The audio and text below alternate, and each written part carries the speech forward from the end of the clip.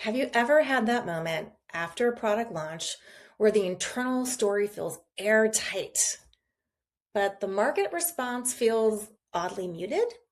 Not skeptical, just unmoved. That wasn't a tactical execution problem. No amount of promotion after launch could have saved the launch trajectory because you changed the science, but you didn't change the market's mind. If you launch without rewiring the market first, the assumptions, the priorities, and the decision criteria, you don't get adoption, you get resistance. That's why 2 out of 3 product launches fail to meet projections, and honestly, they never catch up. So if you have a product launch in your future, let's talk about how to prime the market in advance. We've talked about the product adoption lie, the myth that better products naturally win. But here's what we see over and over. Leaders are incredibly confident in the things they can't see, like market belief and stakeholder behavior. Adoption doesn't happen because the case is compelling. It happens when inaction becomes untenable. Your stakeholders must see the gaps. They have to feel the pain and believe in the need to change. That way, they're ready to act when you're ready to sell. But most leaders assume the conditions for inevitability are already in place. But they're not. The gap causing most launches to stall isn't operational, it's optical. And you can't fix what you can't see, which is why the real work starts by learning how to read the right signals before launch. Engineering belief is crucial to launch success. And there's 2 different dimensions that have to be addressed to design adoption. You've got internal alignment and you've got external readiness.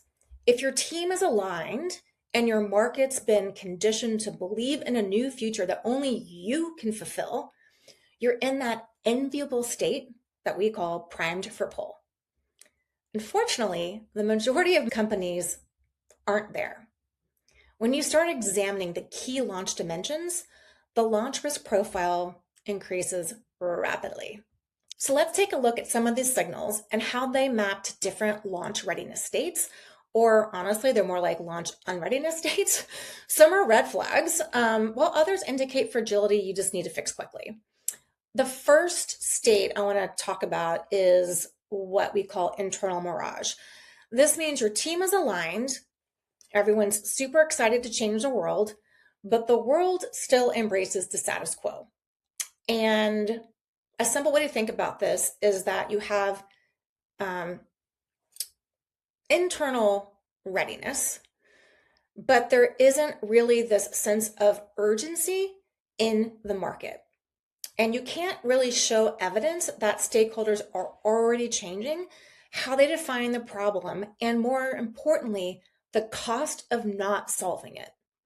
The second state is launch fragility. In this state, you have optimism internally, like you're pumped, you're ready. And so you're just really moving forward full speed ahead. You're pouring fuel on the plan, there's headcounts, campaigns, big bet partnerships, an embarrassment of riches, when it comes to activity, assets, events, sequences. But that isn't a proxy for how ready the market is to reject the status quo and embrace your new product. You're convinced, but the market isn't. One doesn't beget the other. The last one is alignment gap. Your team thinks it's aligned on the go-to-market plan, but then different departments and individuals are telling like slightly different stories. Maybe different why nows, different buyer logic, different value propositions, different priority segments. That's definitely alignment gap territory. And the big issue with that is that while you might find some friction internally, it really manifests as confusion and adoption lag in the market. I think it's always helpful to, look at real world examples of this coming to life. And a company I'll point to is Johnson & Johnson's Sedasys. They were positioned as the future of anesthesia.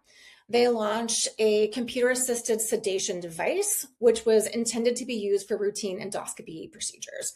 It worked, and it promised a massive cost reduction. On paper, everything looked great. Engineering, regulatory, launch tactics, check, check, check. Operations humming right along. But what the leaders didn't see was that the market was never primed for pull. The professional societies fought it, hospitals hesitated, liability fears multiplied, and then less than a year into rollout, it was discontinued. The lesson isn't don't disrupt. The lesson is disruption without belief isn't progress, it's provocation. Coming up, how to get started without forcing your team to slow down for months.